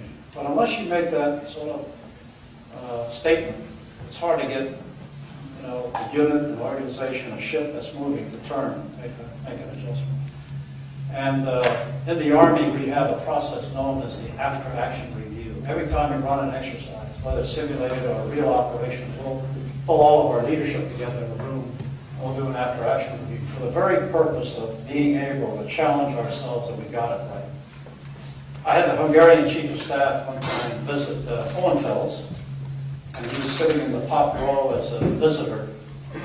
And we shared with him this experience of a battalion that had just gone through an exercise and was having an after-action review. And it gets pretty heated, you know, this one officer down front said, but I told the commanders that I wanted them to do this. And the facilitator said, okay, did you understand that's what he said? No. And, you know, the senior person there says, look, I said it. Well, let's run a tape, because we recorded it. Run a tape what you actually said. And you play it back, and you didn't say it. Okay? People are tired. You think you did something, you didn't do it. And this Hungarian chief of staff said to me, who is that person? I said, well, that's the battalion commander. Who are those folks sitting next to him? Those are his subordinate company commander. And then the next row of staff. And who's that? Well, that's the division commander and the brigade commander. I was an ADC, an assistant division commander. And the only reaction I got from the Hungarian chief was, not good. Not good. But this process, this AAR, is intended to generate for us an understanding command has immense responsibilities. And if you think you're the one big brain, you're challenged. Because you're not going to be able to do it all. And you need to figure out how to get the one big collective brain going. And that takes leadership. So, I've avoided your question. It's speculative. I don't know how to, you know, but if you accept that you can't do it all or know it all, there's an opportunity to make an adjustment. And I'll leave it there. Ladies and gentlemen, I would call to your attention again the new book, Be No Do, Leadership the Army Way, where you can find more from our guest tonight. But in the meantime, I know all of you, I'm sure, would join with me in saying, General, it's a privilege to have someone who not only talk about the 7 values of the Army, but who embodies them, starting with honor. Thank you, sir. Ends up violating the trust. That's when you ask that question about judgment. Can you teach judgment? I've never been able to affirm that I could. And so I've always wrestled over that simple definition of leadership, because for me it does not follow that good leadership results primarily from an education into some strongly stated principles. Let me give you an example, share an experience with you. November 1988, I am a brigade commander of a heavy tank brigade in Germany. November 1988, it's Cold War Germany. It's about to end, none of us know it. And we're training as though it weren't going to end. It wasn't going to end. I trained my units. I trained my units in those days in a maneuver training area, large, you know, sort of muddy, broken down piece of ground, and all of us drove our vehicles over. And it's a large training area dedicated to this kind of training. It's called Hohenfels. And if any of you have ever been to Hohenfels, if you have been in Hohenfels in November, I see a head nodding here. It's a sea of mud. It's mud wherever you look. And the only difference is how deep and how thick. But it's all mud. So it's not unusual to see soldiers working in the mud, doing the things that we have to do, whether it's nice and sunny or not. Well, in Hohenfels, there is a world-class mud hole. And it's on the south crossing of the north-south tank trail that sort of bisects the training area. And there, the terrain all chokes down into this this mud hole. And if you're driving heavy armored vehicles and running an attack from east to west, west to east, you got to go through this mud hole. There's no two ways around it. There's another knowing nod. And so, you know, you have to figure out how to navigate this mud hole. And it's not the only crossing of the north-south tank trail, but it happens to be the quickest. So you got to figure out how to develop momentum and blow through it. Well, November 1988, as I'm sort of driving the area looking at my units, I see a group of soldiers in the mud hole doing what they're supposed to be doing. It's been a heavy rain, and in places, some of them are almost chest deep in the mud. It's cold, it's wet, it's miserable. And if you've ever stood chest deep in cold water, you can barely breathe. It just saps all the energy out of you. And these youngsters are in there driving engineer stakes into the mud. If anybody has done it, you know that's not a lot of fun. And then on these engineer stakes, once they've been anchored there, they're going to tie concertina wire and barbed wire to make this just a huge obstacle that nobody can do. So I started to talk to these young soldiers. The person in charge is not a sergeant. It's one of the young soldiers. He's just a little older than the others. He's excited.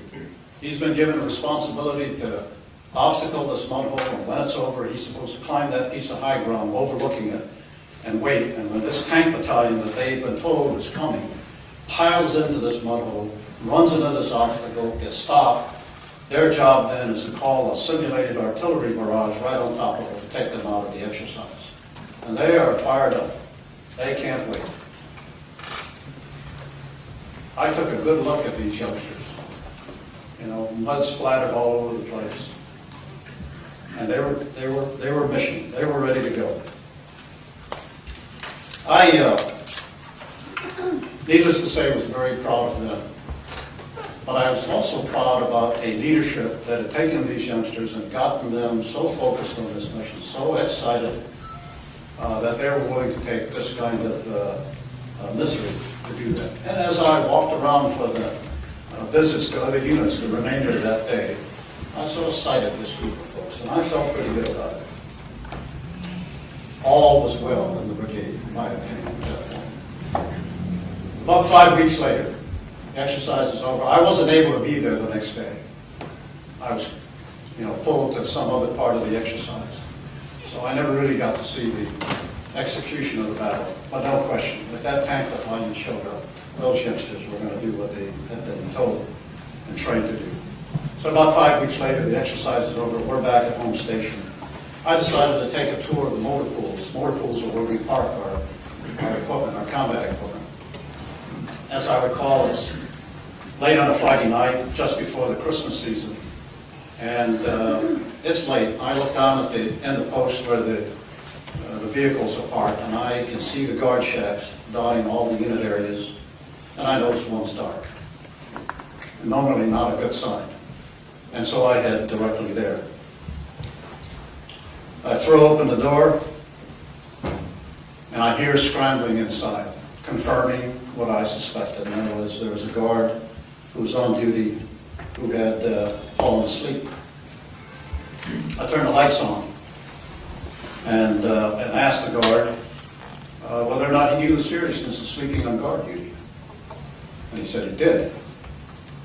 And I proceeded to begin being professorial, giving a little lecture here. And as I looked at this youngster, it's the same soldier that was in that mud 5 weeks ago. Same youngster. And I'm startled. And so, I asked for an explanation, and it takes a little while to get it all out of them. Soldiers are not used to, sort of describing their ailments. But what he tells me, and I find out, is he wasn't supposed to have guard that night. As I said, it was, as I recall, a Friday. He was supposed to have the weekend off. He had made some plans with family to go off. And late in the afternoon, before he left the unit area, he was told, by the way, you got screwed, you got guard tonight. Now, just think about what the difference here is. Back in November in that mud hole, somebody told him what they were asking him to do, counting on him to do, was entirely important. The whole outcome of the exercise, the well-being of the unit depended on it. And these youngsters got into that, mud and suffered all that discomfort. And we're excited about it. And here in this heated, lighted guard shack, lighted after I turned the lights on, I have this youngster who hasn't figured out how to rise to the level expected of his duties. And the difference was leadership. He wasn't treated very well as an individual. Someone should have notified him he was going to be on guard a lot earlier than he was told. But more importantly, if guard is important, and it is, by the way, it's all of our war fighting capabilities are locked up in this motor pool, and this youngster is in charge of protecting him. If guard is that important, conveying the essence of that importance by saying, oh, by the way, you got screwed, you got guard tonight, just doesn't match the level of importance we've ascribed to it. And so he didn't take it that way. It paid dividends in Iraq. And more to the point for tonight's talk, General Shinseki introduced 2 programs to the Army, which when taken together represent the most ambitious, comprehensive study of leadership and leader development in the Army's history. He created a strategic leader development program to prepare 300 junior general officers to lead the Army in the years after 2008. He was preparing the younger ones to lead after the year 2008. Someone was thinking far ahead. Not everybody in government is known for doing that. And we had an Army-wide training and leader development study conducted to review how leaders are grown and what must be done to nurture, inspire, and inspiring visionary leadership. He's thought a lot about the subject. More recently, he has combined with Francis Hesselbein to write an introduction to a new book put out by the Leader to Leader Institute, the Drucker Leader to Leader Institute, edited Be, Know, Do, Leadership the Army Way. I will leave it to you from here. I would point out that at the Center for Public Leadership, we recently published a new issue of Compass, in which we focused on military leadership, the lessons that come from military leadership. Eric, we hold that up. Sarah's telling what is the management that really makes this work. The U.S. military, what it can teach us, and what it needs to learn.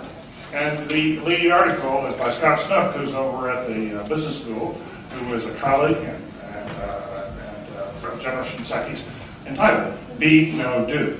So this is a subject, General, that we have a great deal of interest. General Shinseki is also on our advisory board at the Center for Public Leadership, which are the basis of which we asked him to come here. We have a deep interest in this here at the Kennedy School. We are trying to figure out, sir, how the civilian sector can do much of what you've been trying to do within the Army framework. What can we learn from you, the Army, about what Harvard can do and what others can do to prepare a wider group of people to lead after the year 2008 across all sectors? That's the question that's really very much on our minds tonight as you come here. We're deeply appreciative of taking your time. Ladies and gentlemen, General Eric Shinseki.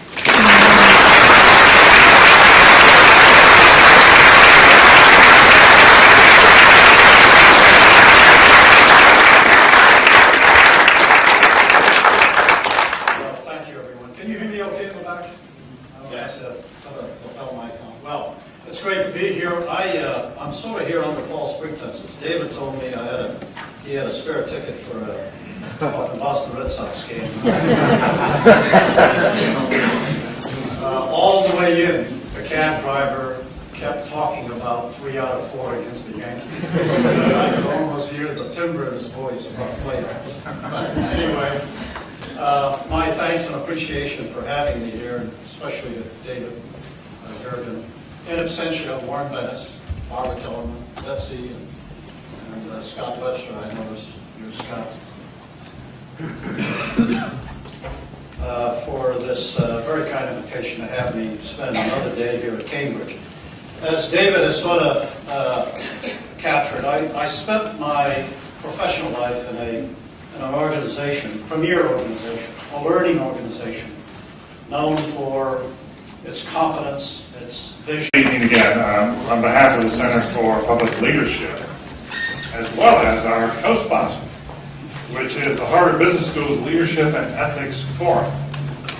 I want to welcome all of you here. I'm David Geren, and we, as Graham Allison just said in the forum, we have a feast of riches here today at the Kennedy School. We're going from mountaintop to mountaintop, starting with the announcement about David Elwood's appointment as dean earlier today, then Richard Clark in the forum a few moments ago, and now to our feature this evening. General Eric Shinseki, thank you, sir, for coming here. We're privileged to have you in our midst. Thank you. Let me tell you a little bit about General Shinseki, and then I'll turn this microphone and podium over to him where it will stay the remainder of the evening, I hope. And he can feel that he can field his own questions, I'm sure, with no help from anyone else, especially me. But you should know, as in the background, we all know that piece about General Shinseki, which has been so prominently in the press. The man who was pressing enough and tough-minded enough to be willing to say what others would not say, and perhaps did not understand as he did, that the United States needed several 100,000 troops in Iraq when it went in, a view that was not accepted, indeed was dismissed by some others, but turned out to be one of those views that we perhaps should listen to a long time ago. But I want you to know more about him, especially what brings him here tonight to this forum. He is, as you, I'm sure, can tell by his background, a man of Japanese-American descent. He was born in Hawaii at a time when his parents were considered officially enemy aliens of the United States because of his Japanese-American background. To go from that position to become a 4-star general of the United States Army, I think tells us almost everything we need to know about General Shinseki. But there are a few details I'd like to share about the path in between. He served in the Army, how many years? You were there 38 years. 38 years in the Army. He did 2 combat tours in Vietnam, in which he was seriously wounded twice. He lost part of his right foot when he was wounded the second time, and received a special waiver from the Army in order to continue on active duty. This is a fellow who had to get a waiver in order to stay in because he wanted to continue serving. He eventually he served 10 plus years in the Cold War and post-Cold War Europe, and concluding his service there by simultaneously commanding three major European commands. He served then as the 34th Chief of Staff of the Army from June 1999 to June 2003. He retired from the Army last August as a 4-star general. Now, while he was Chief of Staff, he led in developing, and many of you are familiar with this, an Army vision to transform the force for the 21st century. Highlights from this period include the Transformation Campaign Plan, which is already its values, and its consistency in turning out quality leaders. And after you do that for 38 years, you have a few thoughts about it. But it's always a privilege for me to visit another learning institution that shares the same credentials. And so it is a privilege to be here at Harvard, and I'm honored to be joining you. Well, as I said, I've had that incredible honor of spending my life as a soldier. A lot of discussion about the last 4 years, by the way, while I served as chief. But the great honor here was being able to serve with some great Americans for 38 years. Every day I went to work with some of the very finest Americans you'd ever want to meet. You get to see a little bit about what they do and things are going on as they are in the papers today. They're even better than that when you're up close, and they're as good on the days when you aren't reading about them as they are when you are. Well, what's remarkable about the Army is that, yes, it seeks to recruit the best and the brightest, but it also makes do with some very average people that it recruits. And every now and then, one of those average people sort of develops well enough in the profession to be given some of its more senior responsibilities. You know, I'm reminded, a long time ago, I heard that there's a saying in the German Army attributed to the German General Staff, and if there's anyone who served in the German Army in the room, you can either refute or confirm afterwards. But there is a saying that the General Staff says that all of their officers share any 2 combinations of traits. They're either intelligent, stupid, industrious, or lazy. Depending on how you put those combinations together, you sort of define everyone. The best commanders are the intelligent and lazy. They sort of get things done for the minimum expenditure of resources, effort, and energy. The best staff officers, on the other hand, are the intelligent and industrious. They see to every detail, every coordination. There are no seams in any operation. I's are dotted and T's are crossed, not vice versa. Well, the stupid and lazy don't really account for much. They sort of take care of themselves. But the ones you have to watch out for are the stupid and industrious. They're sort of working overtime, creating all those problems. I don't know if it's true. I share that with some of my German friends. They always look at me with a little cross-eye. Well, in the Army, leadership is our stock and trade, as we say. It is what makes us different. We believe that that's what we're about. I'm often asked about leadership as though it were simply one thing. Can you teach it? How do you define it if you could teach it? And, I mean, it's a fair question, but I've never been able to come up with that sort of simple definition that fits everyone's interest. And I even say that there is a piece of this that I have not figured out how to do, and therefore education isn't all there is to leadership. Now, one aspect about leadership that I've never been able to satisfy myself that I could teach was judgment. Was judgment. You know, given the same parameters, the same facts, the same opportunity to sit in a classroom and discuss, people walk out two different doors. Why do some make decisions one way and others another? And this is the question that's most often asked when someone who knew better